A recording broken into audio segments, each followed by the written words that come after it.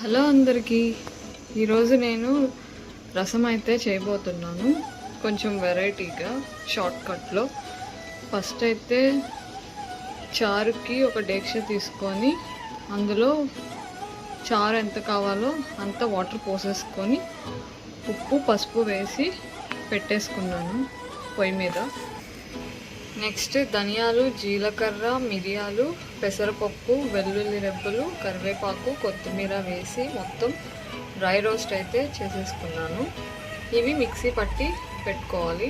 Next నానబెట్టుకున్న చింతపండు చారులో వేసేసుకోవాలి. ఇందులో నేను ఇప్పుడు చింతపండు అయితే వేసేసాను. ఇప్పుడు ఇది మిక్సీ పట్టేసుకున్నాను. ఇది చారులో వేసేయాలి. వేసేసుకున్నాం కదా, ఇప్పుడు రసంలోకి తాలింపు పెట్టేసుకుంటున్నాను. ఇప్పుడు తాలింపులోకి కరివేపాకు, వెల్లుల్లి రెబ్బలు, తాలింపు దినుసులు, మెంతులు నేను వేస్తానండి, కొన్ని ఎండుమిర్చి, ఇవన్నీ వేసేయాలి. వేగిపోయేయండి. చారులో వేసేయాలి.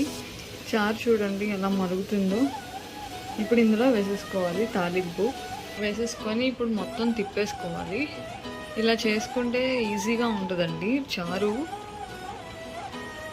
ఒకసారి మీరు కూడా ఇలా ఒకసారి ట్రై చేయండి, బాగుంటుంది టేస్ట్ వైజ్.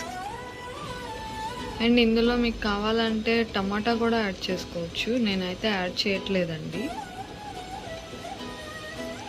అంతే, రసం ఇప్పుడు బాగా ఒక పావుగంట సేపు మరిగితే రసం అయిపోతుంది. ఈ రెసిపీ మీకు నచ్చితే లైక్ చేయండి, షేర్ చేయండి, ఇంకా కమెంట్ చేయండి. నేను రసంతో పాటు బెండకాయ ఫ్రై కూడా చేశానండి. ఫస్ట్ అయితే ఆయిల్ వేసుకొని బెండకాయలు, ఉల్లిపాయలు వేసుకొని బాగా ఫ్రై చేసుకున్నాను. బెండకాయలు సాఫ్ట్ అయ్యేదాకా బాగా మగ్గనివ్వాలి. తర్వాత ఉప్పు, పసుపు, కారము వేసుకొని మరి కాసేపు మగ్గనివ్వాలి. అంతే అండి, ఇలా పొడి పొడిగా వచ్చేస్తుంది, అసలు జిగురు లేకుండా. ఈ రెసిపీ మీకు నచ్చితే ట్రై చేయండి. చాలా సింపుల్గా ఉంటుందండి, బాగుంటుంది కూడా. ఇలా ఫాస్ట్గా కొన్ని ఇంగ్రీడియంట్సే వేసాను, ఇంకా ఏమీ అవసరం లేదు. చాలా సింపుల్గా చేశాను బెండకాయ ఫ్రై. మీరు కూడా ఒకసారి ట్రై చేయండి.